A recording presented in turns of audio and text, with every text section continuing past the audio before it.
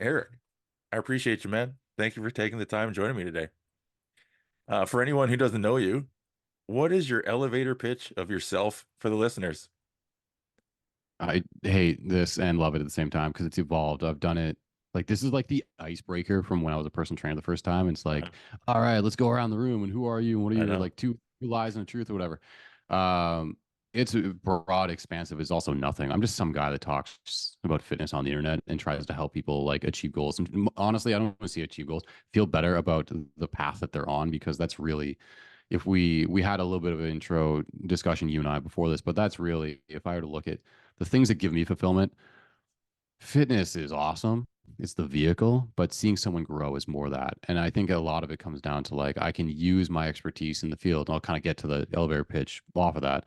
But I can use my experience and expertise to really give that to someone as opposed to just the raw, all right, we did it. Here's a number on a scale, on a bar, whatever. So elevator pitch. My name is Eric Bugera. I am a personal trainer. That's pretty much the title that I lean into the most, both in person and online. I've got my master's degree in kinesiology. I have a second degree in nutritional sciences to kind of complement that to help clients as much as possible. I've been a personal trainer in person probably for I think 2011 is when I started, so for 12, Mhm. 13 years, whatever that might be. I got into online during the pandemic, so that's been a new sort of prong that I've been navigating myself. But we work for myself at this stage. He used to be a commercial gym guy, but now obviously the business side going into the online space, I kind of work for myself independently, as well as for a company called Prescript, where I help with trainer continued education. And I also work for a company called Barbend, which is it's an online editorial sort of website in the fitness space that effectively helps provide. Honestly, it's like news coverage of Oh yeah. like strength sports and all sporting events in like the barbell sort of world, but also generally speaking, like an overview on exercise, supplements, like anything in that sort of realm you can get into. I'm a contracted writer of articles for them as well. So I think that's pretty much the solid gist of a little bit of educational background, but career wise, where I'm at right now as well. hmm And you have a fresh young man starting to navigate himself around your place. Yeah. So most recently, I guess, like August. Yeah, it's January. It's wild how much time has actually Yeah, passed. right. So August 17th, we welcomed our baby boy into the world. So I'm a new father, navigating that as well now too, which is wild. But that's the newest thing. And at 20-ish weeks, as you said, he runs the place, man. Like he runs our schedule, but also we're the engineers of our own undoing because we got him like almost standing already, and I don't know where in the timeline Well, of good that is, but I'm pretty sure it's pretty good. But he's been flipping over since like 6 weeks, and we got him standing by 20 and like pretty good. So he's gonna be walking soon enough, and then it's all chaos. yeah, then it's go time even more than it has been already. Yep. And how does he do with the cats? Cats are getting along with him all right? So the experience of bringing him home was wild because so we can get into this a little bit more in detail if it's a natural flow of the podcast, but he actually spent about a week in the neonatal ICU. Mm. We had an emergency C-section. There was a little bit of like complications with his transition to literally it's the transition from being in the womb to the waking world, like being 100% under his own systems. So he spent about a week in the NICU. He was fine, but we used that as the opportunity. Like I'd been very cognizant of like, okay, we have two family members, our cats, and yes, I consider them our family members that have been here for a couple of years themselves. They know us, and they're animals. Like they don't necessarily. One, I think we perceived knew that my wife was pregnant, and the other is just happily oblivious. hmm But there's going to be a very loud and a very tumultuous change in their schedule coming up. And if it was a dog, a cat, any animal that's getting used to a newborn, I am going to personally try to make it as easy a transition as possible. So we started introducing like just recordings of babies crying several months in advance, Smart. gauging their reaction. One of them was like super maternal. She was very concerned almost immediately and was like trying to find the sound. The other guy purely mimicked the reaction of the of the other cat, which is adorable.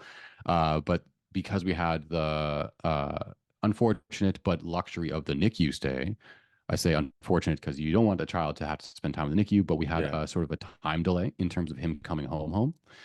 I was able to get cloths and wraps that had his scent, his specific scent on it, and start to scent my cats with it, so he'd get used to like this is the smell that's coming home. Hmm. But then also we got a recording of his specific cry when he was in the NICU, and so we started introducing it as well. So by the time we walked through the door, first of all, he's a perfect angel in the NICU. The second he was put in the car seat, chaos, like wah Yeah. wah chaos, all the way to the car. Car puts him to sleep. Sweet. From the car to the house, though, immediately 5 alarm crisis again. I'm like, Hmm. cool. This is now just the rest of our lives. But we get him in the door, and my parents were watching the house at the time. We walk in, and baby's blaring, and like both of them just froze. One cat was blepped, which is the tongue is stuck out. Like dogs do that shit too, Right. but just frozen and like started like pink panthering. The one that was more maternal starts like pink panthering, like slow walking towards this new noise. Yeah. And it's like, what is going on? The other dude just sprint. He bolted under the bed. And he's Yeah. usually the Oh, more personable, friendly fuck guy. this. He just like, fuck this, I'm out. And he was gone for like a 45-minute period. We're like, he's fine, whatever. But all told, like the transition was really, really, really good. Within the first couple of days, like they were cautious of him. They're like, what is going on? It's more so the disruption routine, but very rapidly, like everybody's copacetic, everybody's cool. Like we're, if anything, we're very cautious about. He's in a phase of grasping, Hmm. so I can trigger his grasp reflex still by putting my finger in his hand, and then he'll clamp, but he can't really control the intensity nor the release just yet. So the worry would be a cat walks by, he grabs something, and then what's a Yeah. cat going to do, right? Let's just Reaction. slash his hand or whatever. So that's the bigger one, is like anything that might happen by accident. But in terms of their relationship, yo, that maternal cat is like his godparent. Like beats the shit out of Grimmy anytime like he's stepping out of line or if he's getting too close to. We have a like a playpen for him already, Hmm. and we have a video of them going to war over that because she perceived it as the baby's, and then Grimmy just was sort of exploring it, and she's like, "Get out," Yeah. and then It's not for you, bro. just beat his ass, and it was amazing. But yeah, so all told, it's been really really good. Yeah. Well, then you're one of the few people or the few men that I know that you're a cat guy and it makes sense. I'm Yeah, not a cat guy, you know? And most times I'm like, just don't be a cat guy, be a dog guy, you know? that's the thing is like I would say that I'm also a dog guy. It's the saliva that I just am, and which Right. is funny because my cats will lick my hand all the time. I don't give a shit. My kid will slobber all over me. I don't Yeah. give a shit. But just something about like it's the dog, it's the saliva. Maybe it was something when I was a kid I was grossed out by it when in an Hmm. impressionable age and just sort of stuck. But like I've taken care of like my family's dogs before. Like I've walked them, done the poo thing, I've like played with Hmm. them, done the fetch thing, tried to even teach them like commands when they were less trained. Dogs kick ass. But the maintenance of a dog versus the maintenance of a cat, I'm like, 100%. dude, come on. It's like, Yeah. especially with my lifestyle and my patience, like Yeah. our cats live everywhere that we live, and people get grossed out by that. But I'm like, so dogs go on your bed. Dogs don't groom themselves. Hmm. What say you? It's like just Yeah. those small deviations, the small differences. Totally. Well, and it's fun. Like my joke to myself and to anyone who finds it funny has always been that cats are the dogs for people that don't want commitment. And so if you've got commitment issues, I get it, but just admit that, I'm not there yet. And so I'm going to a cat. But, but I It's don't, funny because like I don't see I'm that on with you, board. right? It makes sense. Like I'm on board with that statement, except it's like until the cat bonds like real hard to you. Mm. Like if you just treat a cat the way a cat needs to be treated, which is basically just fucking chill, like don't dog the cat, Yeah. eventually be like, oh damn, this cat is basically a dog, except they're calmer. Like Right. their tail doesn't wag and they don't get psychotically hype every time you show up, which is good and bad. Some people Yeah, like sure. that, but Yeah. it's like that's the underlying thing. It's like cats are assholes. Like, no, they're not. They just don't like you. That's Yeah. the problem. Like, you just don't have a bonded relationship with that animal. Hmm. And I don't know how to deal with them. I know that to be true. I've never been around one long enough to know. I don't know how to pet them because I am the dog, the cat guy. Like So the scruff and everything. Yeah, don't I probably just don't do don't know. that. I do this. I literally go like that, and like that's it. Like I don't know It's how to deal with you little things, so I just you deal with them by not scratch. dealing with them. You just Uh-huh. ignore the shit out of them, and then they're like, oh, hey, a friend, cool. They're cool. Yeah. They're chill. Hmm. Excellent. He's leaving me the fuck alone. I'm going to pivot Precisely. real hard into one of my core questions that I want to ask everybody. How would you describe your relationship with death? And to follow up, have you ever had a near-death experience?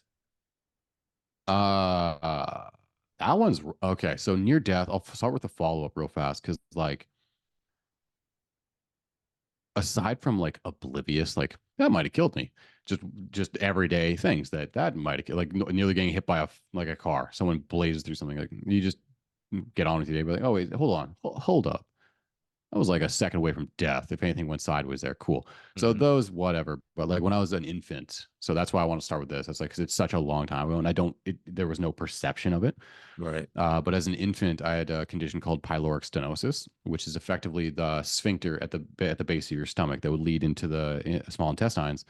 That was it had stenosis, which is a Yeah. narrowing. So it was too small for an appreciable amount of digested or pre-digested food to enter the intestines. Hmm. So food can't get digested, and you're an infant. That's a real short timeline on you're going to Wow. die, right? So my parents had to handle that. I had to have a surgery that would like open me up, sort of enlarge the thing, and then that's it. And it's not uncommon, but it's not super common. Genetically, if it happens to you, being a male, I think it's males are more predisposed. You can kind of have it potentially genetically passed down. So we've been watching Hmm. kiddo like a hawk, and thankfully he's past like the age bracket where it would typically manifest. But technically, and it's exactly as I described. Like Hmm. technically, I was actually, aside from medical science, that's a death sentence. That would have Hmm. been dead. Yeah. So parents caught it because like, yo, this kid's spitting up like all of it all the time Everything. and whatever, right? Not gaining weight. Cool, let's fix it. And then now we're chilling, obviously, like decades later, and no ramifications from it. But that's probably the closest, aside from like I said, like those random moments where you just in reflection being like, yo, that person might have killed me. Yeah, that was a Like, bad idea. yeah, Uh-huh. And so I guess do you have a lasting effect from that as a child, or that you said it's kind of pre-recollection, but yeah, do you feel like that has affected you over the course of your life in terms of like your relationship with death or how you right. perceive that? That one, I think now with a son, it does because he's had some violent upchucks before, like some Right. spit up, like I mean projectile, like everything came out. And I remember the first night it happened, it was like he was flirting with that age range, and I like my wife knows about the prior condition, and when he was in the NICU, we also like, hey, Yeah. know that I had this, just so you know previous history, just in case. So it's like top of mind. But seeing the fragility of my son in that state and the robustness, because like people are Yeah. fragile but also incredibly resilient, seeing that and then just being like, I'm almost 35 now in May, whatever, like as you age, I've gotten a greater appreciation either from secondhand, like seeing sort of like my extended family, my elders slowly start to pass away of natural or unfortunately some like chronic conditions, right? Hmm. But seeing that and seeing the impact it has on, say, my more immediate family, like my parents, seeing it happen to some people, like the freak accidents, either in the news, the media, celebrities, seeing the fragility, or not necessarily the fragility, but the randomness seemingly of like, oh, this person just came down with this. Yep. Not as topical, but like, or as recent, I guess, right now, but like Chadwick Boseman was very prominent. He was doing the Marvel films and then all of a sudden was literally gone Yep. because he was battling his cancer kind of in silent. Yeah. Who was the comedian too? Not long ago, similar thing. He was battling cancer. I can't remember his name, but there was another one in the last year or two that passed away, and it was like, oh yeah, he had like some crazy shit going on that he just more You just privately was didn't dealing with. say. Hmm. But in as I enter like my mid 30s and sort of I've lived life. I'm no longer distracted by like that immunity. Like death has no concept to like a 10-year-old Hmm. or a 15-year-old or a 20-year-old or a 25-year-old because you haven't even gotten to maturity yet. You haven't experienced what it is to actually be established and like gain something, lose something, progress meaningfully towards something that with like long-term sort of goals. I'm there now where I've done like my career is advanced. I've done multiple prongs of my career. I've challenged myself through academics. I have a wife. I have a kid. I have a house. Like all these sort of what I've deemed as like a path for the goals that I want to achieve in my life. I've slowly started to tick them off. Hmm. And so death is less of an ambiguous thing to me. It's more of it's in the periphery now, not Hmm. because of my experience per se, but seeing how it's kind of always like darkly, shadowy, lingering all around us, and we're just kind of ignorant to that fact. And my appreciation of it is probably more along the lines of like I'm avoiding it currently at all costs Yeah. because I love life and I love what I do. All the challenging things that a lot of them, first world, it's all self imposed. Yeah. All of the sensations, all of the experiences, all the emotions, the good, the bad, the ugly. Like I am an addict to life. And I have a very low key life though, but still, like I am addicted to the richness of life. So when people like act like they fear death, I don't, it's the cliche, but it's like, I don't think that I fear death in so much that I love what I have now. Yeah. Because if you were to pass away, unless you're a believer of faith, when you think there's something else, and I'm kind of ambiguous agnostic there. I don't know. Hmm. So I'm going with the information I have that once you pass away, the ride's over, right? Well, if the ride's over, it's just nothingness. Hmm. So you're not afraid of nothingness because by definition, nothing It's would be nothing. there. It's Yeah. fine. It's Yeah. everything, all perception, all you cease. You just cease, right? So I think I am attached to what is. Mm. So for me, it's an appreciation, like the gratitude for what is growing as I age because I understand that a my personal perceptions, I'm going to make it to roughly 100. That's been my benchmark in my brain since I was a child. I was like, yeah, adults make it to like 80 to 100. Cool. That's where I'm going to like you assume, Yeah. right? Sure. All of a sudden, some of my extended family members make it to like 75, maybe Yeah. 80 if they're lucky, but they're getting the shit, man. They're Yeah. getting It goes the down. shit at the end. Like, oh no, this ride can end anytime, and it's not going to necessarily be under your control. Like random things or seemingly random things can happen. You could die. Again, the old cliche, but you could die tomorrow. I could walk into traffic and someone could miss a light and I could just be gone. Hmm. So that's kind of like the evolving relationship or conceptually that I have. But Mm. really, it's like I have at least 18 years that I have to live now. And if we have a second child, that's a extend that. Like I have to be able to Yeah. produce a standalone, self-sufficient human. My job will not be done until that. That's kind of how now it's been arranged. Hmm. Two things come to mind. Like one, with Wesley being born, did you immediately have an appreciation for your parents while you were in the NICU yourself?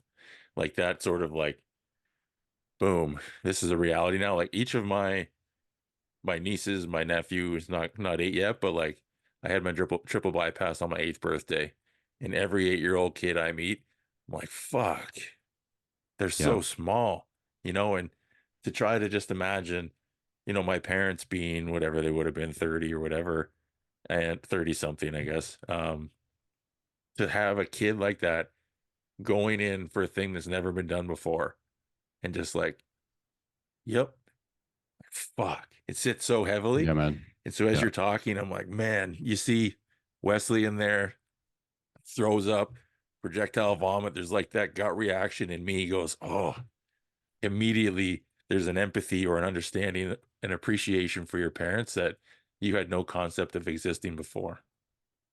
You don't realize that they are you. Like Yeah. I am their child, Hmm. which will always be the kind of dynamic that we have. I'm their child, right? And I'm an internal child now. I was like 30, I was 34 when Wesley's born, right? Hmm. That's still a kid. I'm still a kid. I've never experienced that before. I'm not, I barely like even the concept of like manhood or adulthood or feeling like you've arrived and that you are confident in your display of adulthood and responsibility. No, man. Like we're Yeah. all figuring that shit out constantly, but Yeah. it's a guise, and it's not even necessarily an intentional guise. Like my responsibility is driven through I know that I need to do certain things because no one else will.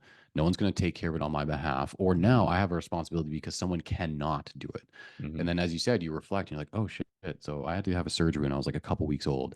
My parents, they had my brother was 3 years older than me. Hmm. So they already had, which adds a dynamic entirely as well of responsibility there 100%. too, but they had a kid already and now they're dealing with this and it's like oh they were still like in their mid 30s. They're basically young adults themselves with low life experience relative to what you would perceive. It's like Hmm. I was speaking with a teacher the other day that I was helping with some fitness stuff, and it's like you don't realize as the kid like in grade school like grade 2 3 every teacher you have they're like 50.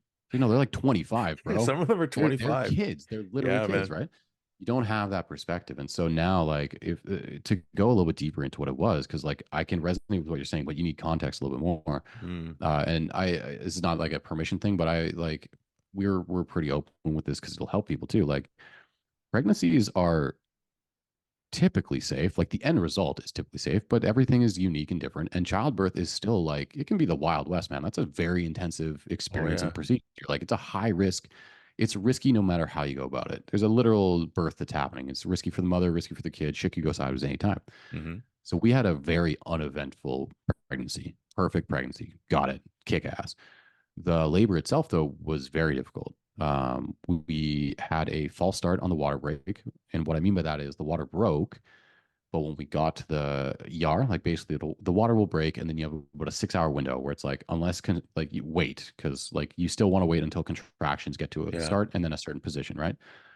But if 6 hours goes by and the water is already broken, like starting to become Infection. a infection. Exactly. So Yeah. kind of you're going anyways. There's a timeline. So we're like rock on. 6 hours later, sick. At least it's not midnight. Let's bring this to the house. Let's get settled. Whatever. Right. We get in there and then they do a test, like an actual clinical test to see if the water is broken. And the nursing staff is like, nope, sorry. Like, and don't be upset. This happens very often. You can get misconstrued with like regular discharge, whatever it is. So we get sent home. We're like, well, shit. Really? Really? Like, they're like, you'll know when it breaks. Like, I'm pretty sure that was a water break, bro. Yeah. And then like that evening, instead of that day, like labor happened in earnest. Like it was labor. Like the whole, it's a 1 minute contraction within 5 minutes of each other for blah blah blah for an hour in length. Got it. Hmm. And we went in again, and they were still like, oh, this seems weird. You barely dilated. Like what the hell is this? Like not even perceivably. Like you still shouldn't even necessarily be in. And Right. it's like, yo, if you send us home, like she's in like almost blackout pain at this point. We're just gonna like whatever. Our OBGYN happened to be the one on call doing rounds at the time. And so he's like, oh, hey, how's it going? And we're like, shitty, it's garbage. What is this? Yeah. Like, this is a horrible time.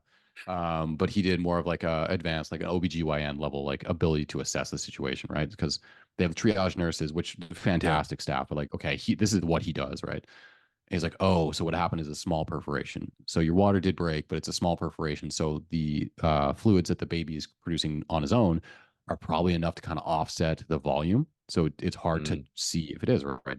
I'm probably butchering whatever this is, but that's kind of like what happened, right? So he gets us to stay. We induce labor. Got it. Nailed it. We're finally in the process.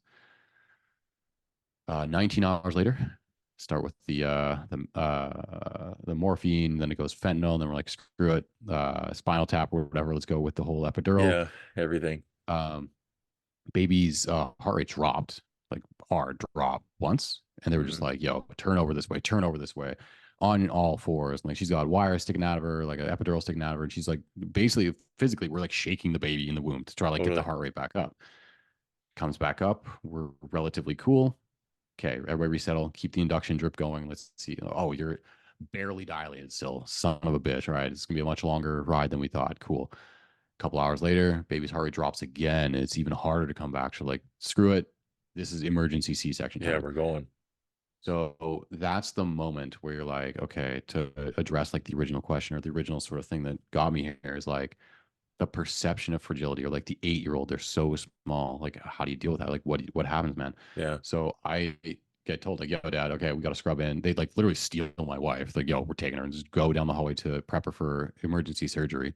Hmm. I'm just like in detached shock because it's like I haven't slept in like 36 hours.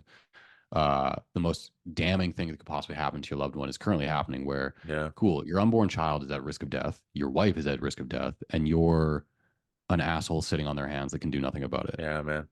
Literally, right? So I scrub in and Yeah.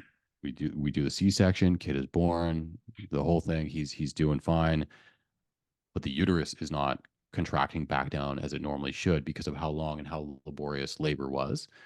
So they're like pumping the drugs that are going to try to help bring it back down so they can actually like sew the incision back up and like have her start Right. recovery. But it's not going well. Dad, you got to fuck off. Like, I'm sorry. We got to take control of the situation. Like, the tone and demeanor, like, they try to shield you from what's happening, obviously, to keep you Yeah. calm. But like the demeanor shift and the phrase, we need to take control of the situation. It's like, I've lived a life. I know what that means. Yeah. So here's your kid, sit in a dark room in the reception of emergency with no one around with your kid for about an hour while they like emergency rescue your Save your wife because wife. Yeah. like hemorrhaging and all that kind of shit. It's craziness. And I'm like thinking to myself, so when we're walking down the hall for that the C-section, my thought process is, okay, what if he doesn't make it? What if she doesn't make it? What if only one of them makes it, and which one? Or what if neither of them make it? And you're like, Hmm. how, what? Yeah, And you man. have zero control. And then I'm sitting there with the kiddo, and now I have him. Yeah. I don't know what I'm doing. I'm just holding like literally a sleeping infant, a newborn. I'm like, oh, is no one? So I'm the adult here. I'm There's just no training trusted right now. involved. Yeah. Yeah, I'm just like Yeah. I'm the one that's now responsible. Cool. And what if she doesn't make it? It's like an hour. Like I know enough about enough to know like how is it going. Like everything turned out fine, obviously, but it was like those are the Yeah. moments that like sober you to the reality of life. Because you think like, oh, it's that's what you do. You grow up, you have a kid, and that's it. And so Yeah. similar to your perspective there, we then spend like the week in the NICU, and I'm like, I'm seeing all these. I'm not a people person per se. Like I work in the fitness industry, obviously, but like I'm a very closed off, kind of like mind my own business, like laid back kind of guy. But it's like I immediately had a connection and kinship with every parent in that room Yeah. and every child in that room. So I'm like, you are completely helpless. We need to do everything we absolutely can. And I completely helpless. I mean that to the parents as well. Like we're all Oh. helpless in this Oh room. yeah. And it immediately gives you perspective on life, death, and literally everything that matters. Like you cleanse your palate of the bullshit. Yeah, man. It's it's a well, and recalibration is what comes to mind for me. It's that it's an immediate recalibration of everything you previously thought was true. Like it's okay. I was just Yeah, man. fucking dabbling in the baby pool of life up until this very moment. And Yeah. yeah, And it's an exposure that like yeah. I mean in generations past, like we live in a very in relatively speaking, a very safe and coddled society. And I mean that like that's a good thing, but it's also like we have to be also aware of the realities of what can happen. Hmm. And like protecting people from the realities of like okay, this is my experience with childbirth. Is that going to necessarily prevent us from wanting to have another child? Probably not. Like No. we're in the newborn infant phase. Like we're building, we're figuring it out, we're seeing if it's right for us to have another one. I would, from the perspective of giving this like Wesley a sibling, so that when we pass away, they always have family. Because Yeah. that's the thing. Like when you reference like okay, my perception of my parents when I was in the NICU, like realizing like what it must have been for them, that kind of stuff, the realization is who do I actually have to trust and to call upon in moments where I just need to be able to tell 5 words and then forget about whatever I'm doing just to focus on right now. Hmm. Thankfully, I have that relationship with my parents. I have that relationship with my brother. Hmm. And we don't even have like the closest social, like we're not an enormously outspoken, like outwardly close knit family. But we're a very close knit family with respect to the fact that we are reliable for each other, period. Like I don't have in-depth, deep conversations necessarily with my brother. Like this is a deeper conversation than I've probably ever had with my brother. Mm. But I know if I give him a text or call me like shit has hit, check the house, or shit has hit, I need you to be to bring. Yeah. We I had to work from the NICU. I had to work from the hospital, obviously, because my job enables me to. And she's Yeah. already on mat. Like those, all the weird parts of life that don't stop because of an emergency. We called her dad. I was like, yo, we didn't expect this to happen. I need X, Y, and Z for me to be able to work from here until I am confident enough in the situation where I can leave. Because that was another part of the process where it's like we get to the actual recovery space. And I'm like, hey, man, I've been awake for like 48 hours. I'm delirious.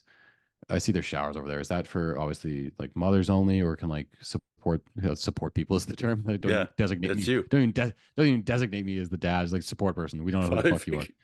But like, who knows you? But like, is that for me too? It's like, nah. Like, I mean, are you within the city? Like, you can easily like, she's gonna be here. Like, you can go home. Like, no, I cannot go No. home. Like, that's just the way. And this is the other thing. It's like full respect to the choices that anyone in that situation makes. It's chaos, right? Hmm. But when she said that, I'm like, I will not leave. And so No. the reliability of her family, my family, to be like, hey, in-law, who I also don't have like the closest, most deep founded relationship with, they know the situation, they're praised, and they're like unspoken, whatever you Yeah. need. Yeah. I need you to get to my house. I need you to feed the cats. I need you to fucking not give them too many treats, you fuck. I need you to get my charger from this spot or whatever I need. And like, Yeah. because I cannot leave, but I also need to, in a delirium, like for whatever it is, I have to write this piece of content for Prescript, Mhm. who also is family with respect to the fact that if I told them the shit that was happening, because we were very private at the time, no one knew, Yeah. but I told them that shit, they'd be like, "Are you dumb? Yeah, dude, fuck We off. don't Go. we Yeah. don't need Yeah. any of this shit. What are Yeah. you talking about?" Like, so there's a very small network of people that are on that kind of level. But like that in that moment, I was like, that's what my family is, Hmm. thankfully. Hmm. And like speaking to that again, the sort of offshoot part of the conversation about we have Wesley, we had that experience, and it's like we're still not completely sold on not having another one because just because of that, Sure. because I know the value of interconnected family, like a solid familial foundation that unfortunately not everybody is privileged to have. Like broken families exist, divorce exists, whatever. But relationship with death, again, one day dad's gone. I'm going Yeah. to cease. And the things that I can leave behind that I won't even get to see the fruits necessarily of, that's irrelevant, is how can I predict how people's lives will go when the shit hits? Because it will inevitably hit for everyone. Hmm. What can I think well in advance to lay the groundwork for that they may not even know that I did or thought about doing for them? Hmm. But here you have a brother or a sister, and you guys, by virtue of our engineered environment in the home, are being very thoughtful with how we do our home dynamic. You now have a tight knit relationship such that when mom and dad may not be around anymore, you are not alone ever. Yeah. Yeah. You're not like relegated to, I hope they have a lot of really close friends. Like, no, you have a sibling that you're blood Hmm. bound to and you love and you that kind of stuff. Like those are the things that we thought about. I'm reminded of early COVID. My dad had a brain bleed. So hemorrhaging, Yeah.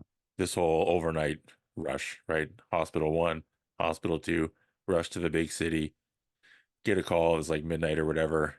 He's probably not going to make it. We're going to do what we can.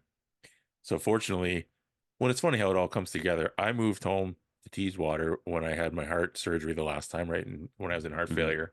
So I lived 2 doors down from my parents. Or fast forward about 2 years, dad goes into the emergency. This whole thing happens. I go over to my mom to check in, and she just gets off the phone with the doctor, and she's just quiet. And I said, like, what's going on? What's the update, right? And she's just like, if you think you can handle the conversation, I said, Mom, hit me. Like, this isn't the time, right? And so she said, well, I just had the conversation about the DNR. Said, I don't know. Yeah. I have to give them an answer in 10 minutes. I have to call them back and tell them. I said, all right. Do you want my opinion or no? Anyway, so I gave it to her, right? I'm like, Dad's always said, if I'm going to be a vegetable, I'd rather die. Meaning to me, if I can't go fishing, put me in the ground.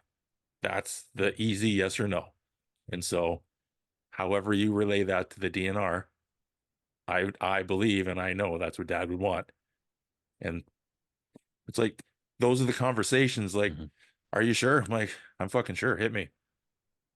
And it's Yeah. unfortunately everything went well and Dad got better and all that stuff too. But if there's nobody around to have those conversations, to sit in those moments alone is very difficult.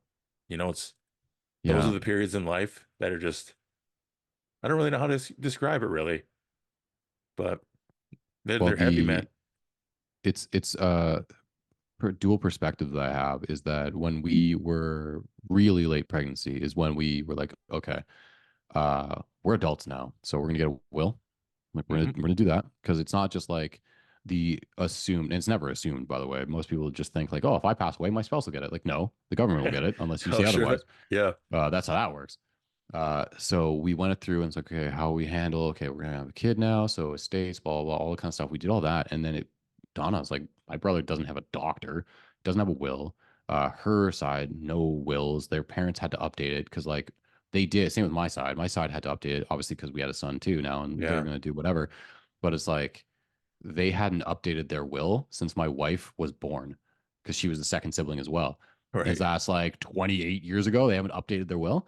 And it's like the amount of people that haven't had those conversations that a will would provoke, or that Hmm. these moments, like what you just basically visualized to me as you describe that situation, like you now have, or definitely mom also probably has some PTSD from that. Mm. And I'm not a clinician. All I can speak to is my experience. But okay, wife might die, kid might die. I'm powerless. I think as the father here, or as the male in the powerlessness, not that I'm like king of the world, that I think that I could have helped in any way, Hmm. but when you are in an involuntary position where you can do nothing and Dude, you just have to experience what's happening, that's really damning to your soul. man. And so we get to the recovery room, and I have film. I filmed it. It's going to live in, and on my phone is the background is my kiddo. He's fully intubated in the NICU. Like, I live with this, so I always have an appreciation for where he came from and never take anything for granted. Hmm. But we were in the first recovery room. Like, wife is getting like a sponge bath, like that level of recovery room, and Wesley is just doing skin to skin on her chest, and we're like, what the we'd never had a kid before. It was like he's like wheezing a little bit. He's like Hmm. spittling up like what seems to be mucus. And we're like, yo, what the is this fucking any nurse see this? Like, what's happening? Like, because I'm an idiot. Well, Like, you're I'm awake for not, 40 hours. Like, it's not like but shit. I'm like, is this okay? Because like in the immediacy, like when they did the weighing, the first poo, all the things, like he was chilling. Yeah. But he was having like what the reality was, not going through the birthing canal. There was fluid built up in his lungs. Mucus Hmm. didn't get literally, like metaphorically and literally wringed out of him through the natural like birthing canal. So he was like, his lungs were just giving out. He was too tired to actually start like breathe on his own at a certain point. Hmm. And I have the film of it happening. I'm like, is anybody seeing this? So we get up to the main recovery spot for like after her C-section. This is where you'll stay for like at least 48 hours. So we engage, make sure you're good to go home, that kind of stuff. Baby can't too. Dad, you're either sleeping on the couch or go fuck off. Like, as usual, it's either yeah. Yeah. But like a healthcare aid comes through, which to my understanding, healthcare aid, like I don't know a lot of these terms, but healthcare aid is literally they're effectively like groundskeeping, and I mean that with respect. That's not like a Oh, insulting yeah. phrase I'm trying to throw out, but like what I'm saying is they're not necessarily like a medical professional trained to observe these things, but they've seen some shit and just being on site all day, every day, right? Angel of a human is like they see Wesley in his little incubator crib style thing. Wife is still hooked up to things, recovering from an emergency C, still loopy from all the drugs and like fatigue and everything. Dad's standing there like an asshole, being like, "How do I change a diaper?" And I'm exhausted and I don't know where I am. Right? Hmm. She whispers in the ear of our nurse that's doing rounds and like checking in everybody. It's like, "Hey, some shit's going down with that kid. Like, yo, check that kid, because like he's a baby, he's sleepy, he's whatever." But like we could hear like Having trouble. noise as he's breathing. It's like that's not like that's a labored breathing, or that's like he's got some weird pattern to it. That nurse looks at him and was like, okay, and brings him to the nursing station. They call in a NICU nurse, and the NICU nurse is still like a nurse, but they live in that, so they know enough to be like, nah, he's okay, or we're gonna call in the NICU doc and like Yeah. really go ham. And so like my wife is in the chair, or not in the chair, in the bed, and I'm standing there exhausted like an asshole. Kiddo's being taken to be. I'm like, I turn to her in her loopy state, and like we have a solid relationship, solid foundation. Like we had these conversations prior, but it's like, cool. I have to go advocate for him. I know that I'm now leaving my wife, who thankfully is in good hands. She's in the place that you would literally be if shit went sideways. Hmm. And she's cognizant enough to know what's happening to be like, yes, you need to go be his advocate right now. But I'm leaving my wife to be an advocate for my son, both of which are in extremely fragile states post op, Yeah. only to then sit there on my hands once again as I Do observe nothing. nurses try to get a blood ox reading on an infant's finger. And again, they're good at what they do to shield you from the reality of what's happening, to keep you calm. But also, I am in the fitness space, or like adjacent to the medical community, either through family, friends, or just being in the fitness space. Hmm. I know when someone's struggling to exist.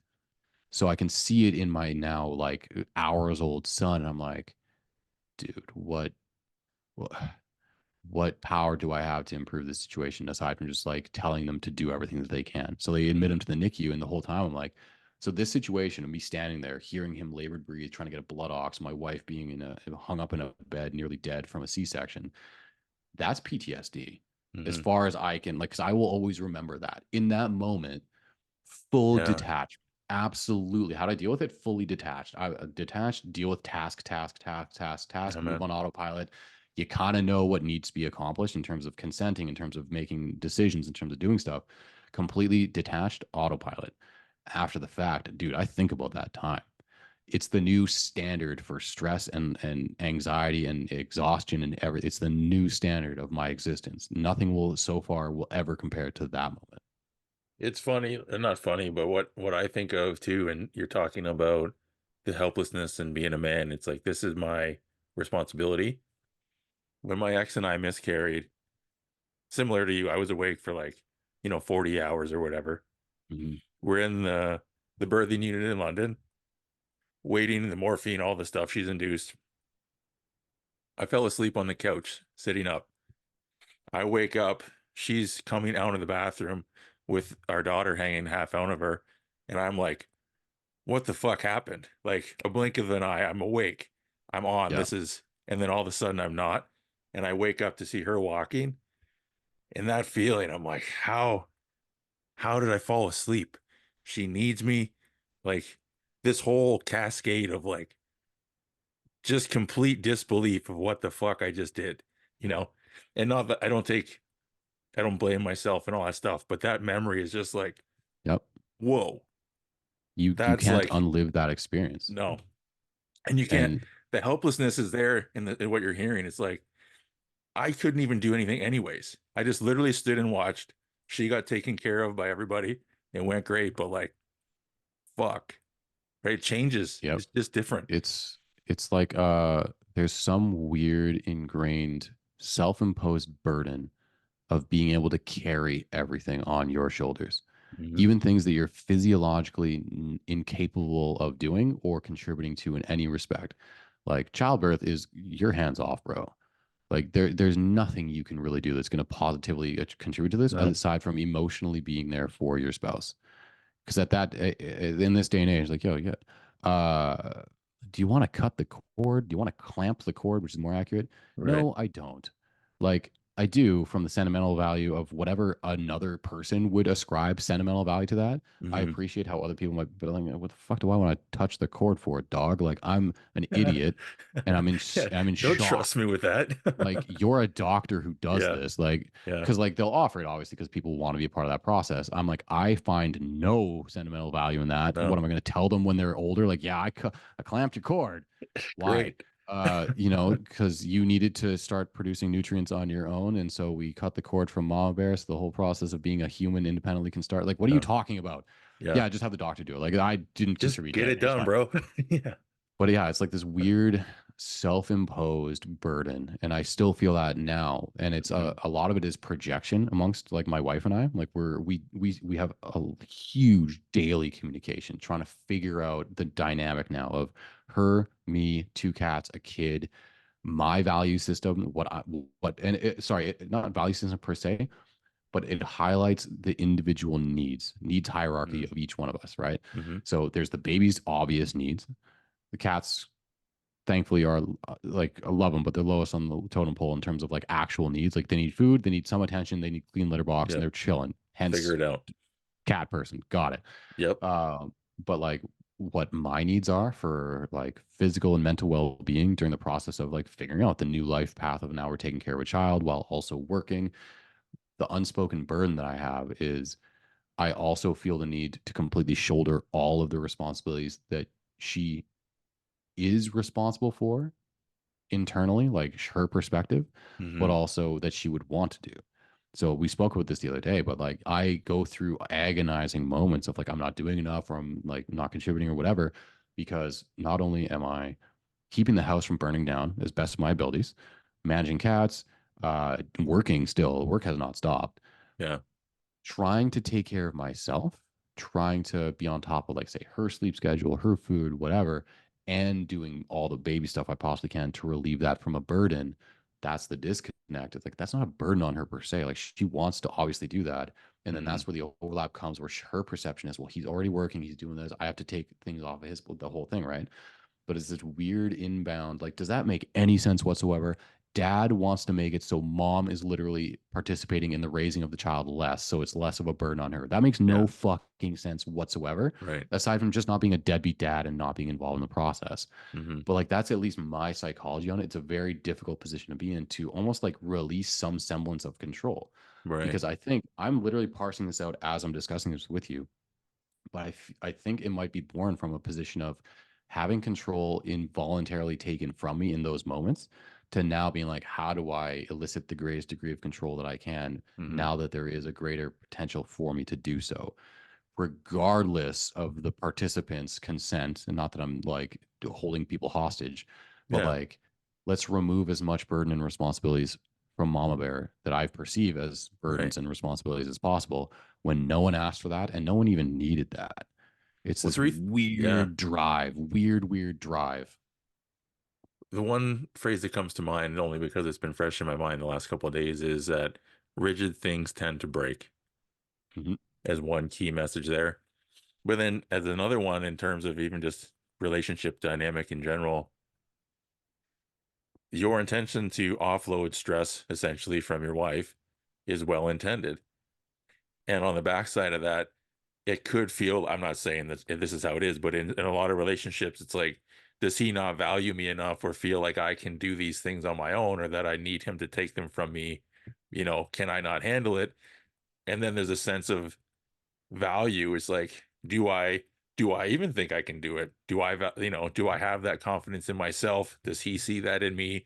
There's all these super complex dynamics that happen in these unspoken layers of like, I'm just trying to make your day easier because I love you, versus like, don't you think I can handle it? Or maybe I'm getting fulfillment by doing all these things, right? I want to do all the motherly things. Don't take them from me. It's all very just like, how the fuck do you navigate that? Yep. Communication, as you're Well, saying, right? Daily communication, check in. This is what I want to do. Here's why. Is that helpful for you or not? Because I can fuck right off too, and it's all good, right? that's the express thing is like the hard conversations, the hard Yeah. to vocalize things must be vocalized, or Yeah. else your mind runs away with it. You construct a scenario or a perception in your brain of what they're thinking or what they're doing or whatever, when the reality is everything is always going to be hard. Meaningful things will always be difficult. Raising a Hmm. child is definitely a meaningful task, but it's also challenging because it's a skill set that you don't have, and it's Yeah. an alteration to your daily routine period for the rest of your entire Forever. life. Yeah. So vocalizing the things and being crystal, obviously, blatantly, bluntly, like a hard object, clear with how you're doing, what your needs are, and what you want, and what you gain some semblance of fulfillment from, like you said, that has to be vocalized. It cannot be assumed because like Hmm. every individual is going to be very different. And like that's a thing that clearly, as you and I are discussing it, we've gone through that. We've had to have those conversations Yeah. because otherwise it's the fastest route to miscommunication, which breeds resentment, which breeds like a broken relationship and a shitty environment for the kid as well. Like Mhm. Well, it models it's, it models an unhealthy relationship in a stressful environment, right? Ultimately. yep. And that's So, it ties into everything. Like everybody's modeling whatever they grew up on or whatever they see the most. And hmm. it's decisions like that, like the decision to be self-aware enough. Someone like a baby is imprinting effectively. Like they are Hmm. a blank slate. So actually something I saw, and it was unfortunate because it was like I don't think it was a full child family services moment, but it was like it probably should have been when we're in the NICU. It wasn't even a NICU parent. It was someone visiting a NICU parent. But I Right. could see the way they were treating their child. They're probably like 5 or 6 year old, maybe a little bit younger, who was misbehaving, or at least their perception was they were, fucking 4 year old or You're whatever. looking for attention, yeah. And it's like effectively treating them like they're a fully developed, cognitively sound adult, like that's making a choice to be a pain in your ass. It's not how it works. They are imprinting behaviors that you are subtly giving them, and or they don't have the frame of reference of being a quote unquote well behaved human that you do because they're four. They don't know if they're breaking social convention. They don't know if they're breaking certain rules or if they're doing anything. They're just being a kid. Yep. And I've caught myself a lot of times, like when you're exhausted and a kid just, you're hungry, but you're pissed off when I try to feed you, or you're tired, so you're not going to go to sleep. You're instead going to yell at me. I'm like, what the hell is going on? Like, you're learning how babies are babies and like Hmm. how they are not necessarily cognizant of what their needs are or how to fix it. And all they have is cry as the thing. They're not trying to be a dick No. because, like, No. if you, this is the example, I can hear him actually in the background getting managed right now. But if you were to scream at me the way that a kid or like a baby, an infant would scream at me, I'd be like, Bill, what the fuck is your problem? It would be a Yeah. problem. You and I would have a problem. And like that's what I saw of this lady, and I felt it of myself. It's like the internal guttural feeling, and then like the external, like censor that, It's the because animal inside. it's a baby. They're not Yeah. doing it as a form of offense against you. So I Hmm. saw that woman be super aggro to their kid and basically call them like all but call them a piece of shit, or like because you're being a bad blah blah blah, like placing blame on a child. And it's like, Hmm. how'd they get there? Because they're gonna 100% imprint on the behaviors that you're presenting to them. Hmm. And do you have the awareness of that fact moving forward, that like my kid screaming in my ear when they're overly tired but won't sleep, super confusing. They're not being a dick to me. Something is afflicting them, and it's my responsibility to help them through that kind of shit. Right. Yeah, well, and they've never experienced it before, right? They're everything is for the first time, all the time for the next, I don't know, there's got to be a stat on that. I don't know what it is, but for a I while, mean, when did everything you is new, feel right? I'm like, I'm looking back at my like years. I'm like, when do I feel like I was less of a responsibility, like for everyday activities to my parents? When do I feel like I had some semblance of responsibility? I'm like, I don't know if I even am there yet, Yeah, honestly. Like, someday. yeah, So I'm wondering, this is different than I would thought initially, but what are some of your daily non-negotiables for yourself when you're talking in terms of, keep being mindful of how you respond to Wesley and how you respond under pressure and with no sleep and all these things? yeah, Do you have a list of non-negotiables that you find help you stay true to that? Well, honestly, it goes my mind. This is a tangent too, but one conversation I've had a lot is around safety in relationship dynamic, but I think it applies in parenthood as well, in that if we don't show up consistently to the people that we're uh, communicating with or the people around us, they will not feel safe to communicate with us to their truest capacity, right? So, how honest can I be with you before you explode? That's right, got to be tested ahead of time. And so, to be able to show up and be aware of, if I respond negatively or in a way that I am not proud of, especially repeatedly with your son, that will be remembered and he won't be able to communicate with me right, in his very limited capacity to begin with, you know? right. We so there's I'm gonna have like a two-pronged answer. One is because you triggered like something again. My wife and I have been very cognizant of and talked about like Hmm. before Wesley was born, where I have vivid memories because like I'm actually living in the house I grew up in. You know this, but for for your listeners, I purchased the house from my parents. We renovated it, and now it's like a legacy. It's a legacy house now. So I have vivid memories of like his room right now is my childhood room. We just Hmm. obviously remodeled it for an infant now. But I have vivid memories of trying to fall asleep in my bed. So I was like old enough for a bed, but the walls being as thin as they were, and the living room being directly adjacent to my bedroom, I could hear my parents like watching the news or whatever. And my dad's voice booms and it carries, Sure. regardless of his intention, what he's saying, his whatever. It's just a loud, booming, like projected voice. So as a kid trying to fall asleep, I remember that being very scary or intimidating, just hearing a loud voice, Hmm. and just the way that we carry ourselves every day, the way that we speak to each other, the way that even I need to control sometimes my tone because I have a very similar way of speaking. Like I speak for a living, so I can project very well. And being cognizant of like that kind of like noise pollution almost for an infant, a growing child, Yeah. or for Victoria, she remembers like when her parents would be exhausted or when they would get frustrated by something, not even like the kids, obviously, just generally, just that deep sigh. Or Yeah. like my dad would say, like, Jesus Christ, like Yeah. that was his exasperated expression. Yep. And it has nothing to do with the child. It could be completely benign about something absolutely different. But how does that impact the kid, the Yeah. environmental sort of surroundings? They Because I perceive it remember as a threat like, or that they are doing something yeah, wrong, and I don't want to yeah, impact my ability to receive love from them because I depend on them. And it's this whole yeah. like, fuck. So we are very cognizant of, like you said, like body language, the way we speak around him, because he's 20 weeks old. He's young, but Yeah. he's developing his relationship with each one of us. He's developing his perceptions, things like that. So we just remember what it was like growing up because we grew up, and things that didn't damn us by any stretch, obviously, but things that we do remember being like we had to like unpack or we had to like Hmm. realize later in life. How can we navigate those? And inevitably, we'll be imparting certain things that we had unforeseen upon him as well, or upon the second child as well. Yeah. Because that's the act of you're YOLOing life. I've never done this before. You don't even know what you don't know. Yeah.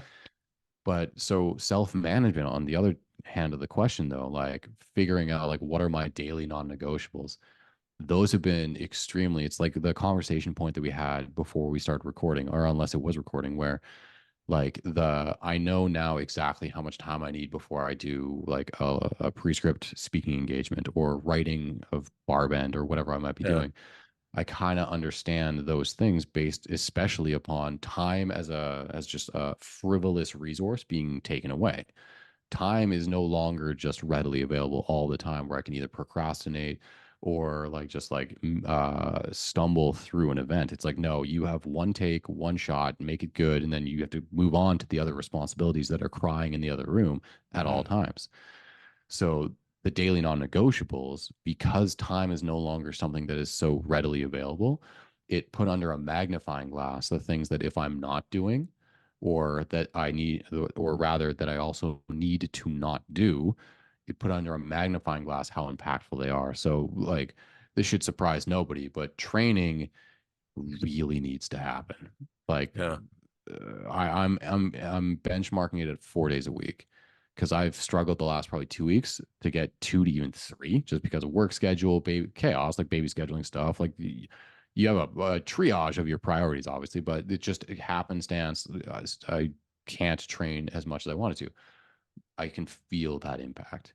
Yeah. And nothing to do with physical, everything to do with like psychosocial or psychosomatic, like Yeah. how the Moving physical or the energy. psychological become exactly. I need that as a way to manage my energies, but also mentally decompress because that's a huge place where I can just think about what I think about, figure some shit out, be introspective. Hmm. I don't formally go to therapy, but I have a lot of introspective, or historically, I've had a tremendous amount of very open, brutally honest conversations with myself. It's something that, oddly enough, like I actually try to do regularly, intentionally or not, but I also enjoy it. It's the hard conversations that we Same. spoke to, Yeah.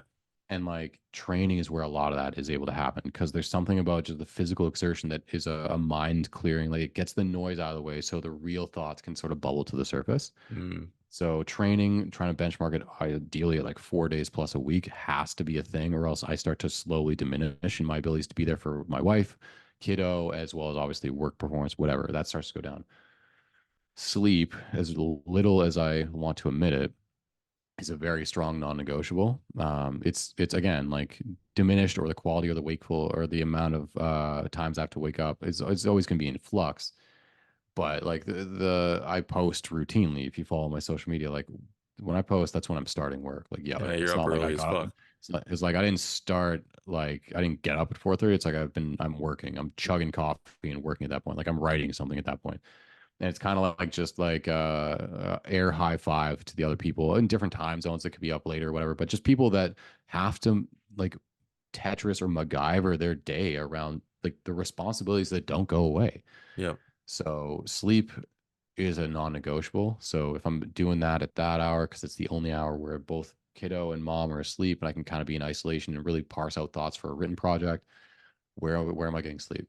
Cool. So I'm sleeping from like 9 to 4, maybe 9 to 4 ish, Mm. broken, garbage sleep because caffeine's constantly flowing too.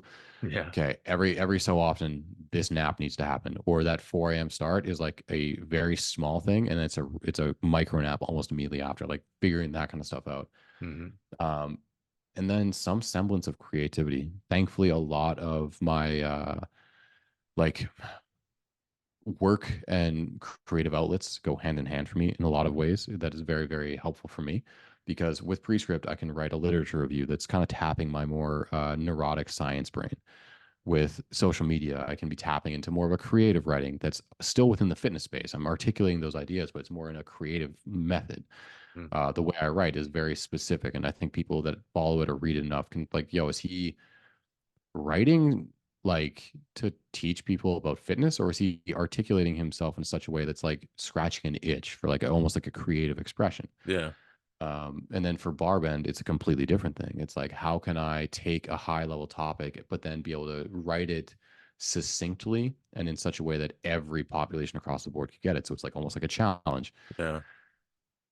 Thankfully, work in a lot of ways gets to do that. So I'm able to like manage that one pretty routinely, unless my brain just won't brain because of work. But the other two, like training and sleep, and then obviously like being able to spend like stress-free time with the significant other and with the child, and it's not just work.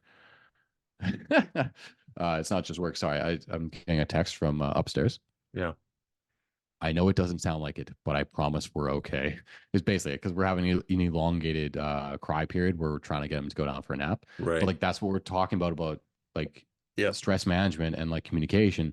She knows I'm on something right now, and she also knows that I would drop you, Muscle Bill, like a bad Yep. habit if some shit was going down. Yep. Speaking of, because like to that note, I think maybe we've talked about it, but there were a couple times during the pregnancy where I was like in a lab. I was running an hour Zoom session for a bunch of Prescript Collective sort of members or community members.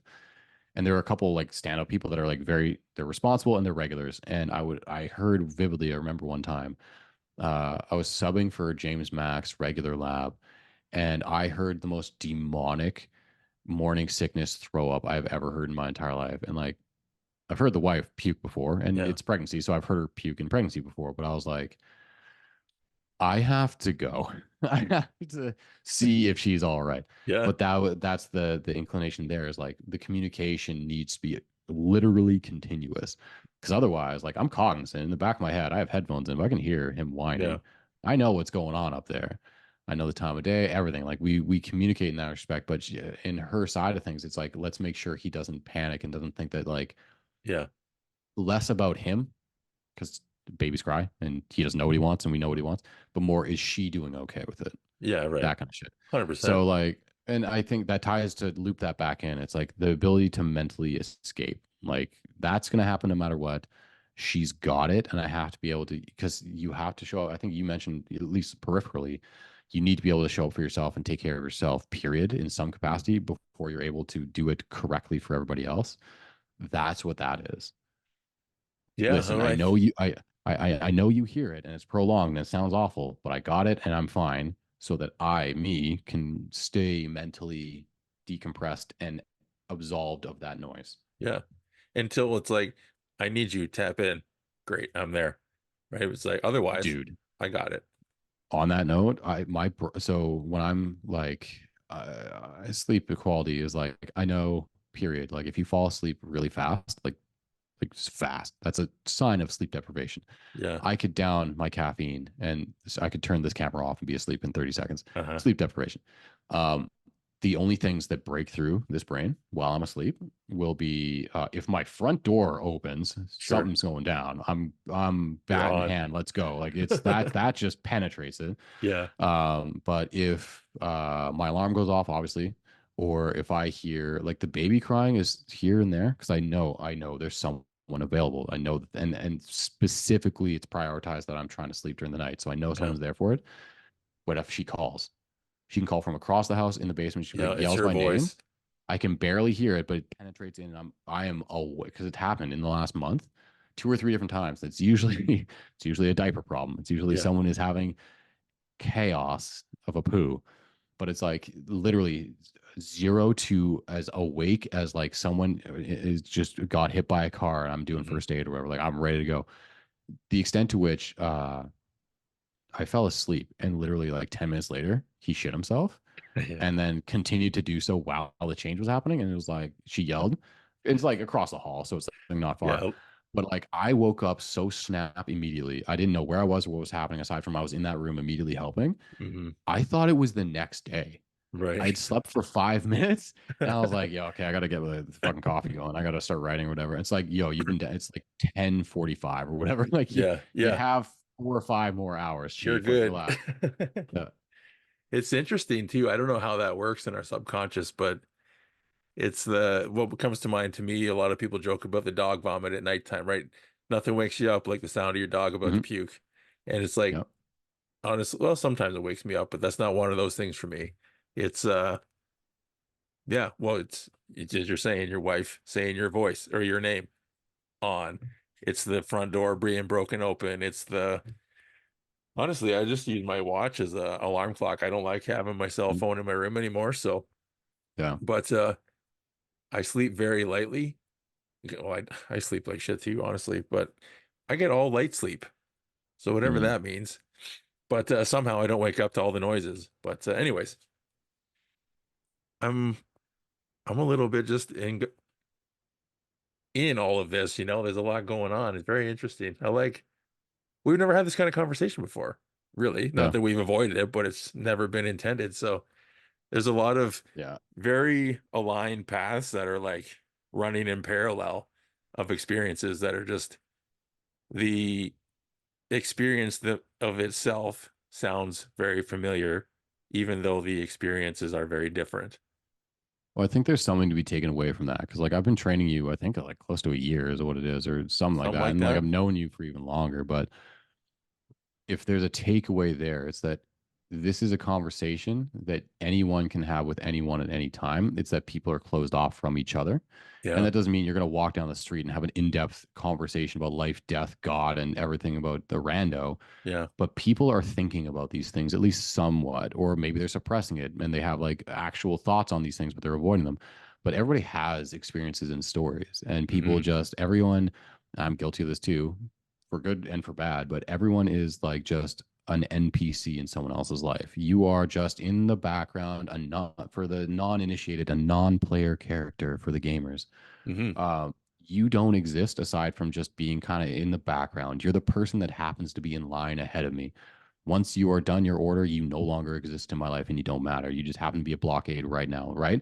Hmm. That person has a history, they have a story, they're going through some shit, they've been through some shit. I just don't know you, or in a lot of cases, care to know you because I don't have to. You Yeah. are a human in this world, but I don't need to know everybody. Not my world. But Yeah. that's the thing. It's like you and I know each other. I train you. We have a good relationship. We have a friendship relationship at the very goddamn least.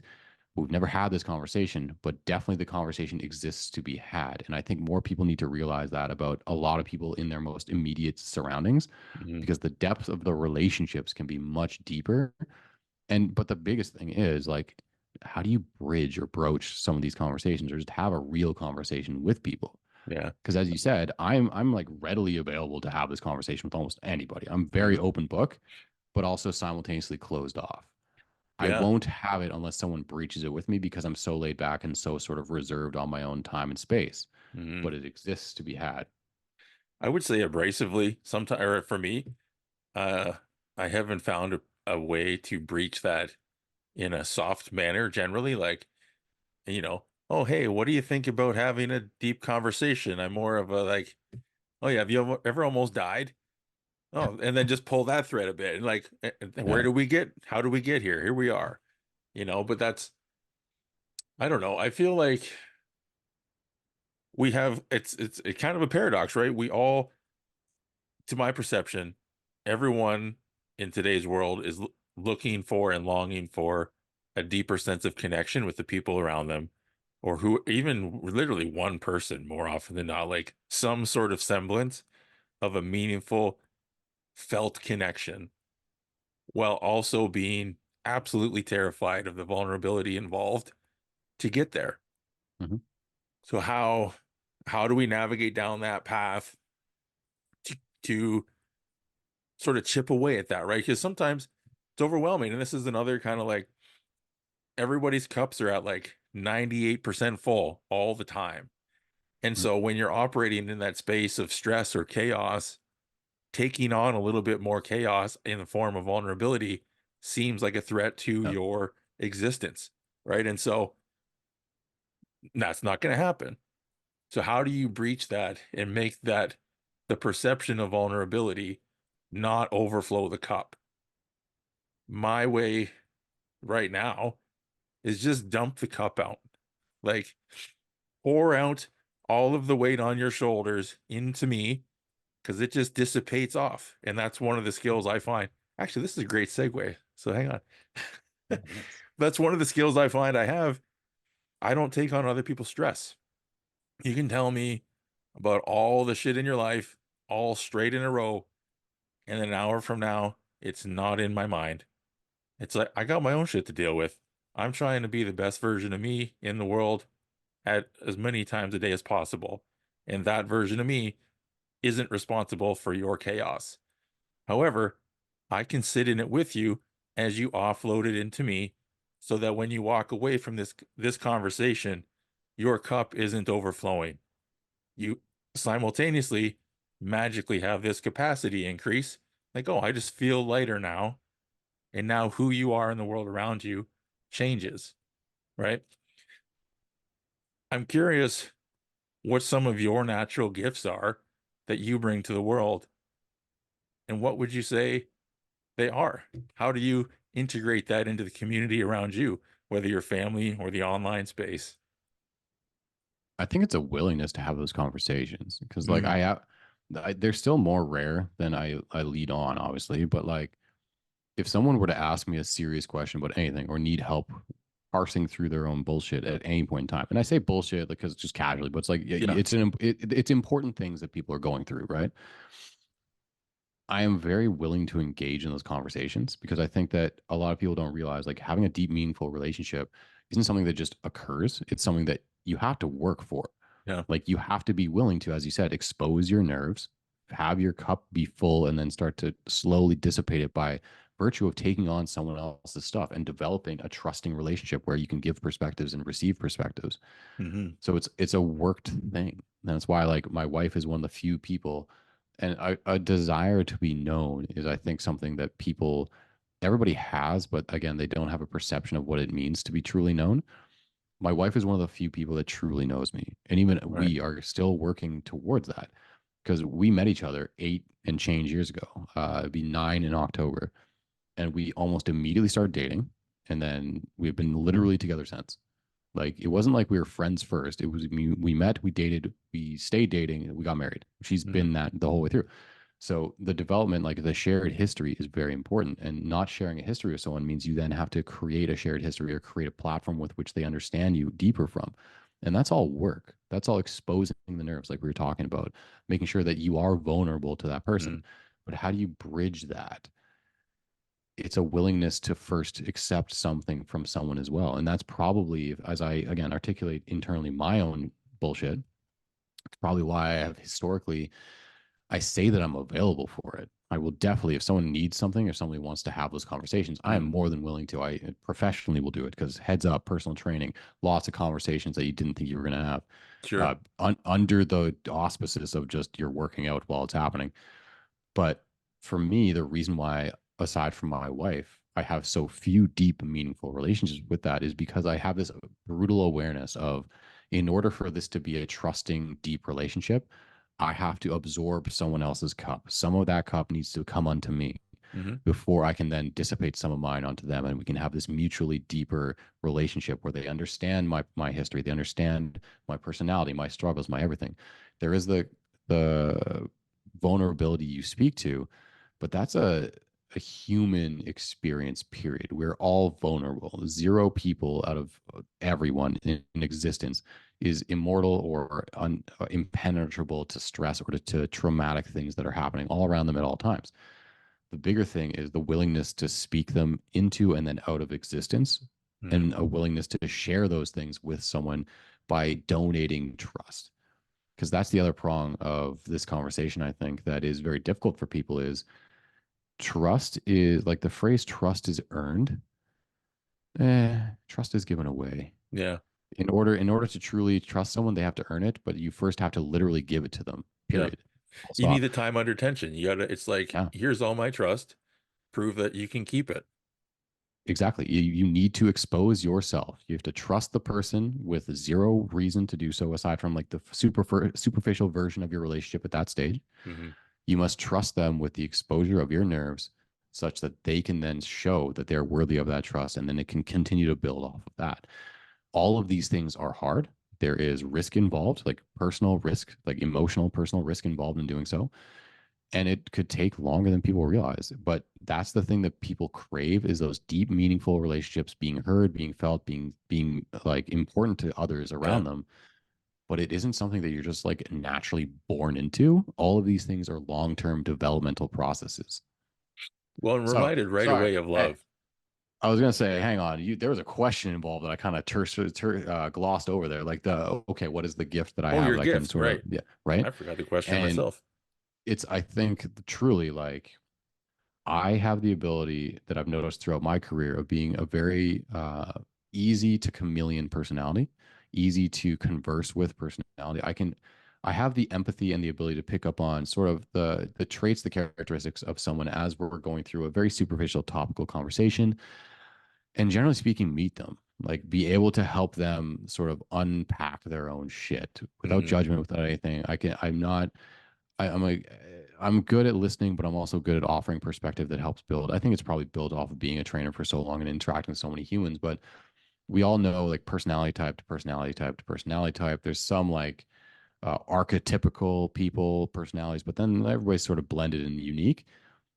In very rapid order, I can kind of figure out your personality, your speaking, your a little bit under the hood without even being exposed under the hood, and kind of chameleon the best possible person to be receiving of that person, Hmm. and go from there and build off of that. I don't know if that's empathy, what that might be. I'm a very empathetic person, I suppose, but having people feel comfortable is probably one of my gifts Hmm. from training, from just interacting with people in general, like reliably comfortable around me. I would say this kind of goes full circle to the conversation earlier about uh, being aware of who you are and how you show up in a situation, because that breeds safety. Whether or not that's a direct intention or not, it is definitely a direct byproduct. And that when that safety is felt, people will just be themselves, right? They are able to have the conversations without knowing they're having the conversation until they're like too far into it and they're like, oh, this is something that I thought was going to be difficult. And here I am talking for 45 minutes about a thing that I didn't ever tell anybody. Right? It's Yep. very interesting sort of path to walk with someone, because once you do it enough times, you can see that it started, right? You know when it's happening generally, and you can see or you feel that they don't know yet. And then as they kind of get there and realize, like, oh, there's a thing happening, like, yeah, hey, you're doing Mhm. great, right? The thing is still happening. Welcome aboard. We're here. We're doing a thing. It's great. And that's one of the beautiful things about coaching in general, I think. And although we sound like very similar, like we are very different personality types while also being oddly similar. Mhm. It's I don't really know how to better articulate that, but yeah, it's I love it, man. Being able to help people in whatever thing they're in, and whether the vehicle is training or for me, it's conversation is the thing that gets it to me. But ultimately, training is just the vehicle that gets you to the conversation, anyways. And so it's all kind of like, what inputs are we putting into this machine to ultimately get the output of human connection, and then really some semblance of excitement to live life, right? Like whether that's training, whether that's how you feel, whether that's how you perceive the world or the lenses you experience situations through. Ultimately, we're all just trying to like help each other just live a better life, be a better person, help your fellow man, whatever that saying is. It's like, let's just all do and be better and just have a fucking good time, because we're just all along for this ride. Shit's gonna end, man. Get out of your own way. Mm. That's really like if I were to summarize like my perspective, especially as of late, it's like people. I think one of the prongs of the questions off the tail end of what you asked, like, what is my gift? It's like, what is something that recurs with my clients or like the struggles they have? And it's like, just get out of your own way. Mm. Just like whatever your perception of how things are supposed to go versus how they are currently going and how the path you might take to success or your happiness, whatever, just get out of your own way. Flow with it. Get out of your own way. Be Hmm. less obsessive over certain criteria and just like think of the end result and sort out the route that's best for you. Like getting out of your own way is probably one of the biggest things that people just need in general through Hmm. the conversation like type that we're having right now. Like just being able to expose the deep underbelly of who you are and what your struggles are, all the way to like just like seemingly benign by comparison, just fitness goals. Like get out of your own way. Hmm. Would you say one of the things I find super common is just finding a place to start, and it's just finding one thing, right? It's very easy to find 12 things to do to start and thereby never actually starting. So it's like, how do I prioritize one of them or pick one And a lot of the time, the answer is it doesn't make any fucking difference. Just like grab one, do it right now, and then you're one less thing. As we started talking about, whenever this was, I think maybe before we started, but just pick one, get it off your radar so it's one less thing on your stress, and then pick a different one. And usually you'll get some sort of consecutive or consequent, no, what's the word I'm thinking of? Chronological sense of what comes next, right? As you get going, like, oh, this makes sense to do a next step. And then this makes sense, but you don't know that until you take the step and then complete the step and take the next one, right? It presents it as you move forward. Yeah, the I have one person that I train in mind where they'll develop like a very strong idea of what they need to do, and Hmm. then all of a sudden construct about 12 different options of how to do it, and then 13 different ways with which they, oh wait, I can't do it that way, or this is going to happen here. And it's like nothing has actually happened yet, and you haven't pulled the Yeah. trigger on anything. You haven't done It's anything. like the end result of that is the same as if you had never thought about this to begin with. You're still going nowhere. Hmm. Whereas if you literally just do stuff, like it can be more refined than that if you want, but Yeah. the doing of the thing and then iterating, that's the thing that people don't realize is 100% of things are iterative. Like you do it once and then you measure the pros and cons of how it went, and then you build off of that over and over and over for the rest of time. That's Hmm. every semblance of someone achieving a goal or being successful, period, is start and do the thing, choose the hardest version of it, choose the easiest version of it, whatever gets you the ball rolling, or you're just Doesn't like, fuck matter. it, I'm choosing that mountain, knock that out, and then everything else is easy. Whatever route you do, as long as you start taking motion, Hmm. that's the biggest hurdle for most people. Is just like, okay, as your resident critical and probably over critical thinker, at a certain point in time, it's like, yeah, you're just gonna walk through the wall. You're gonna YOLO it. You're gonna bomb out. You're gonna fail. You're gonna do whatever because you don't know what you don't know, or you don't know how shitty you are. Even the thing you think you know you're good at, Hmm. just do stuff. Just Yeah. go do a thing, and then make the amendments after the fact, after you've gathered the data on how it went. Because ultimately, when you run out of time, you're going to make a decision anyway. And so you might as well just make one now. Because it might reminded of what you talked about, um, how you structured your day pre being a dad. You had a little bit more flexibility of time. Insert fatherhood. Time is now not a thing. So everything has to get done as efficiently as possible. And immediately your ability to prioritize and execute went through the fucking roof. And so Yep. how can you help others distill their stuff without that sort of immediately life-changing event of whatever it may be? And ultimately, in my lens, it's generally a health crisis, right? It's like, oh, I'm in the hospital. I wasn't in the hospital yesterday. That's a problem. Like, yeah, now immediately you're much more driven to make changes. So why don't we just try to make those changes first? Man, I think this is like probably one of the harder parts of the conversation that I'm even thinking of right now. Not for me, but for people to realize is like, if you're critically overanalyzing paralysis by analysis, just me thinking about it in the moment, like either because I have this memory of when I was working full time as a trainer, and I would just like, go and grab my seventh coffee of the day, just at like the Tim's or whatever at the Starbucks in the mall because we were a mall adjacent gym, Right. and just seeing like seniors just chilling there all day. That's their coffee buddies, whatever, doing that whole thing, right? And the amount of agitation they would have when like their order got fucked up Right. or like there was a slightly slower serve time. It's like you have nothing else going on. So you've made this mountain out of this thing that I'm just like, yo, it's brown water, this caffeinated. I got to get back to work and like do some shit and make some money and I got to schedule whatever. Even that in the grand scheme of things is irrelevant, but like, right, they Yeah. make this huge, they don't have enough going on in their life, so the minutia things that are like a barely an inconvenience become enormous. I'm like, if you have the ability, genuine mental issues notwithstanding, again, like if you Yeah. have There's OCD, if you always have clauses and caveats. Yeah. if you have anxiety, got it, right? But like the general overthinker that isn't in action, like, do you care about this thing at all? Or do you just not have enough pressure built up that is taking away the options? Because taking away options is the most powerful tool that I've experienced, Hmm. either involuntarily or voluntarily taking away options. Because again, before we started, you were talking about you're that guy that's always late for shit because I got all the time in the world. And then it's like 5 minutes past the start and you haven't left yet. And you're like, oh shit. Bang, Yeah. bang, bang, bang, bang. All decisions are made. I need this shirt, this coffee type. This is that. I'm on the road immediately. Like it's all the decisions have been Hmm. made immediately because you have no time to do it. Maybe people just don't have enough going on in their lives that they have too much time to critically overanalyze things and paralyze them. Because for me, man, I have like 30 seconds to accomplish this task because I have like 15 other things that got to go down. It makes decisions a lot easier Hmm. because this is like something that like Shallow has said to me too, or like spoken on podcasts and stuff too. But it's like the move fast and break stuff mentality, kind of. But it's more so he wrote. No, I think he wrote it on a story. But like, how do you make decisions?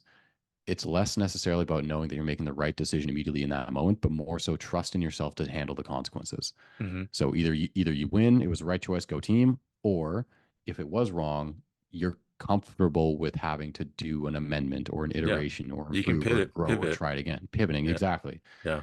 Like that has always stood out to me as something that he said that I've noticed of myself over the course of my adult life where that's it, man. Like you can have the best laid plan, but if you have zero action, to me that's saying either you don't care about it enough, you have way too much time and it's not there's no pressure for it, Yeah. or you lack the confidence to pivot when you actually make any decision whatsoever, right, wrong, or otherwise. You lack the confidence to be able to pivot when the results come back. No, I completely agree. And that's, well, that is true. And honestly, it's the consequences too. Most things I'm late for, there's no consequence to being late. And so I don't care. Ultimately, that's the message. Like, I don't care enough to be in a rush ahead of time. And so when I'm late, everyone just expects me to be late, and it's all good.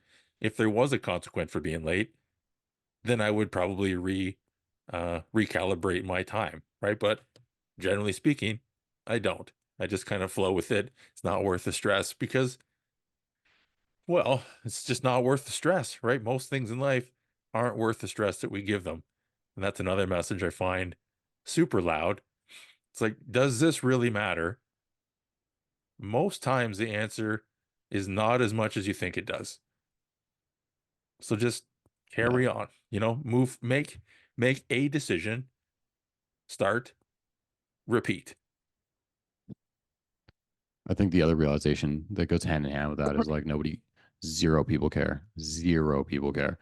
And Yeah. that's for good or for bad. But like I was describing the person ahead of me in line for my coffee, and it's like you're just an NPC. You don't the second you're physically out of my way, that is the extent to which you've affected or will ever affect my life. So now that you're out of my way in terms of the line, I no longer think about you at all. I marginally even thought about you right now when you're Yeah. just a physical visual barrier between me and the till. Uh, Now that you're out of the yeah. way, you don't exist. I will never think about you again. Your name, your order, your demeanor towards the person helping you, Hmm. you don't exist, and you never did, and you never will again until maybe whatever, right? You'll never know if they're back in front of you in line again, anyways. Exactly. Like, Yeah. so the indecision based upon like that kind of thing is like, oh, because oftentimes it's like, oh, what'll this person think? Or I'm afraid of being embarrassed, or this, that, and the other thing. And again, the way you articulate this, like, it's a dicey way to build someone's psychology, obviously. Mm. But this is a major point. It's like, no one exists in my life unless I want them to exist in my life. And their judgments or their opinions literally no longer exist. And to the credit of what I just said, that took a long time to sort of arrive Mm. at, but it's true. And the second you get there, addition by subtraction, your life gets so much easier when you cease to empower anyone around you to impact your ability to make decisions. No, I think, how do you get a better takeaway message? I mean, there's been like 12 of them, man. This has been great. Yeah. I'm going to just one closing question to wrap things up. They say that what has got you to where you are isn't what's going to get you where you want to go. And so, with that, I'd love to hear about how your internal dialogue has been shifting lately and how you see it shaping up as you move forward into this next chapter, this new year, this next season of life. I have kind of already been prepared for it. Um, Not necessarily like that you're ever prepared for like fatherhood, but the concept that you just sort of spoke to, right? Yeah. Um, so the kanjis on my arms are kind of like for better or for cringe for whatever that means to people, but it's kind of like my my core values are tattooed on my arms. Mm. So it's like anger or aggression or frustration. It's peace. So in my brain, it kind of goes like that's a yin and a yang. It's like the one and the other, and they need to flow together to give me the most balance across all decisions or across my life. Hmm. Things that are really deeply ingrained in me, anger or frustration, yeah, it's there.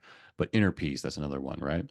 The third one being water, and it's like a callback to Bruce Lee's "Be as Water," and it kind of reinforces that yin and yang, like be able to flow between whichever state or whichever whatever you need to accomplish the task ahead of you. Yeah. Um, there's a there's a concept in Eastern philosophy called Ren, I think it is, or I'm probably whitey mispronouncing the shit out of it ignorantly, Yeah. but it means like intrinsic motivation. That's another one that's on my body. Like I move to things that I'm intrinsically motivated to actually do in life. And then a final one on one arm is faith. It's like not faith in terms of the actual like godly faith or religious Hmm. faith, but faith of self that I can now, again, based upon the decisions that I make in life, I am comfortable with the consequences and the ability to pivot or grow off them. The other side is to evolve. Another one is to end, which is kind of like where this Yeah. conversation really centers on, but to end. Another one is tenacity. So you can kind of see almost like a theme, like tenacity to evolve to end. One is Kaizen, which is a little bit more prominent, but continuous good change, or not letting the traits that I've accomplished in life sort of diminish and collect dust, but constantly evolving on them as well. Hmm. And then gratitude for all the crazy shit that I've ever experienced and that will continue to experience that helps like drive my development. So that's like the 10 that I have on my body. That's them, right? That to end one. Technically it's a kanji that means death, but I've sort of mentally repurposed it to be to the, or maybe it is. I can't remember. Maybe it's to end, but originally repurposed it to be death. But either way, the concept is I heard an expression a long time ago. I think it may have been from like a motivational speaker, but the willingness to give up all that you currently are for all that you will be in the next phase, the next iteration, in the next step, in the next Yeah. whatever, right? That's something that I've kind of intentionally lived by for a long time now.